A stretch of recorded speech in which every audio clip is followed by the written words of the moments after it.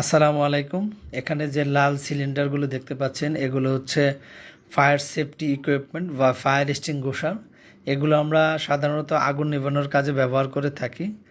আমরা সাধারণত দুই ধরনের ফায়ার এক্সটিংগুইশার ব্যবহার করে থাকি। একটি হচ্ছে এভিসি টাইপ, যেটি হচ্ছে পাউডার, সকল ধরনের আগুনে ব্যবহার করা যায়।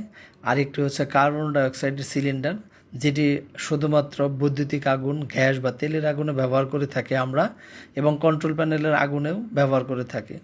এই হোস পাইপের সাথে একটি সুন্দর হাতল রয়েছে, হাতলে ধরে এই কার্বন ডাইঅক্সাইডটি ব্যবহার করতে হয়, তা নাহলে আপনার হাত পুড়ে যেতে পারে, অর্থাৎ কোল্ড বার্ন হতে পারে। এখানে একটি পিন রয়েছে যেটি রিমুভ করা খুবই সহজ। এক টান দিলে রিমুভ হয়ে যাবে এবং এক হাত দিয়ে ওইখানে হাতলে চাপ দিয়ে আরেক হাত দিয়ে আগুনের দিক হোস পাইপটি ধরতে হবে। এভাবেই আগুন নেভাতে পারবেন আপনারা খুব সহজে। এখানে আরও অন্য টাইপের সিলিন্ডার রয়েছে, এগুলো হচ্ছে এবিসি টাইপ।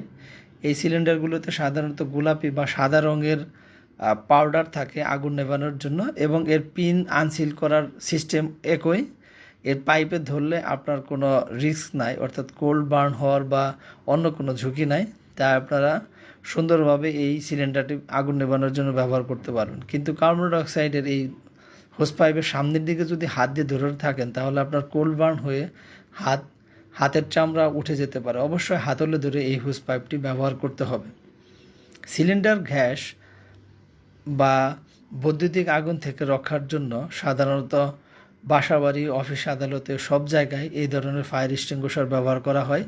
তাই আমাদের সবারই উচিত এই ফায়ার এক্সটিংগুইশারের ব্যবহার বিধি জানা থাকা অবশ্যই প্রয়োজন, এবং কিভাবে ব্যবহার করতে হয় এখানে কিছু দিক নির্দেশনা রয়েছে। ভিডিও পোস্ট করে আপনারা দেখে নিতে পারেন। ভিডিওটি ভালো লাগলে অবশ্যই লাইক, শেয়ার, কমেন্ট করতে ভুলবেন না। ধন্যবাদ।